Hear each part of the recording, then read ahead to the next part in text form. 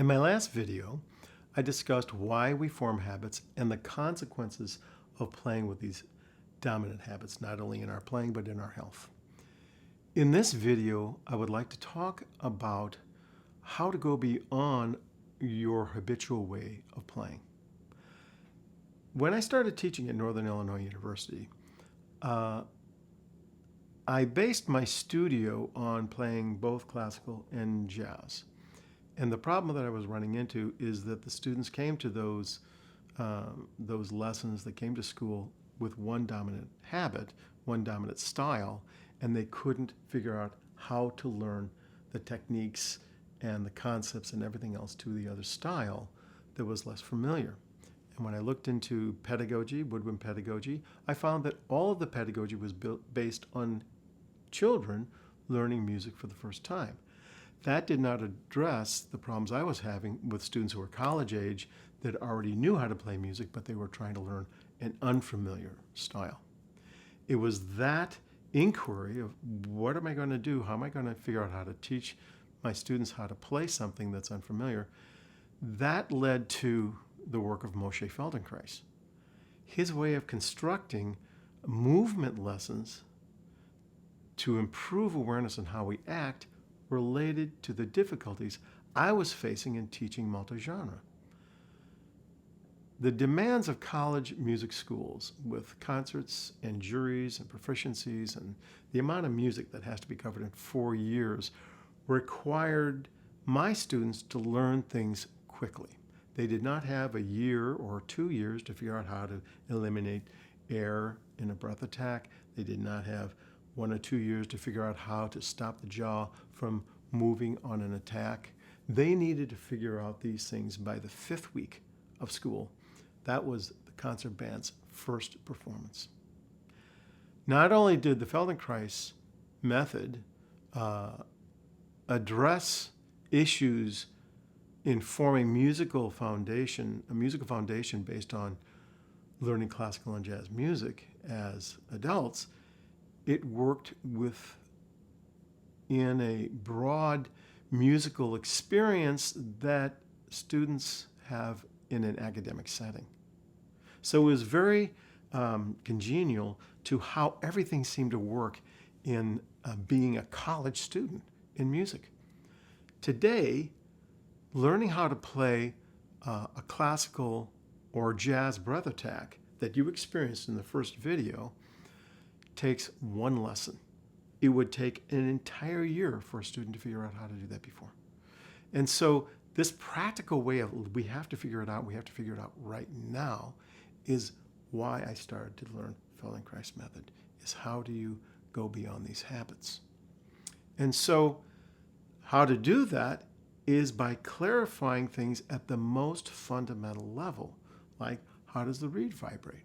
How do you differentiate air from tone?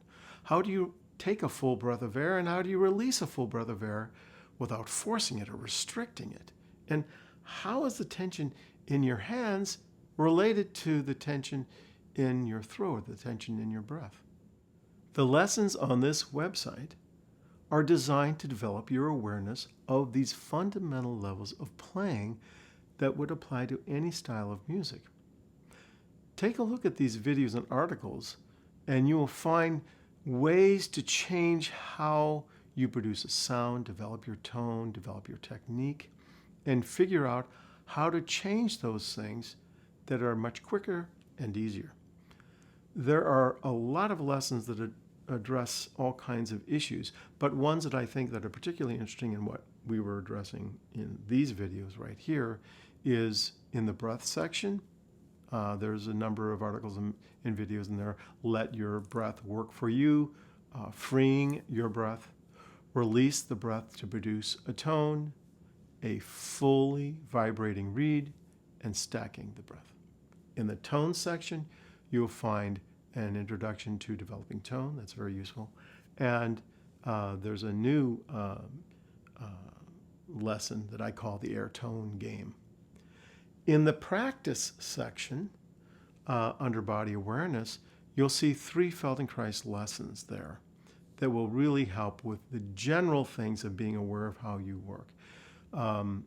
We bring a lot to music that isn't just from the beginning of learning music. We bring our whole personal experience to that. It's starting from when we started to walk and we crawling and all that. So these lessons will help address general tension and habits of moving that affect your playing that are not necessarily a music technique.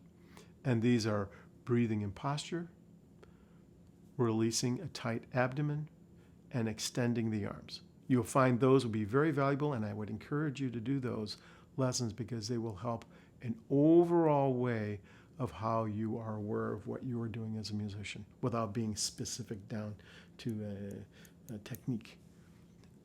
I discovered in this exploration of Feldenkrais method another benefit.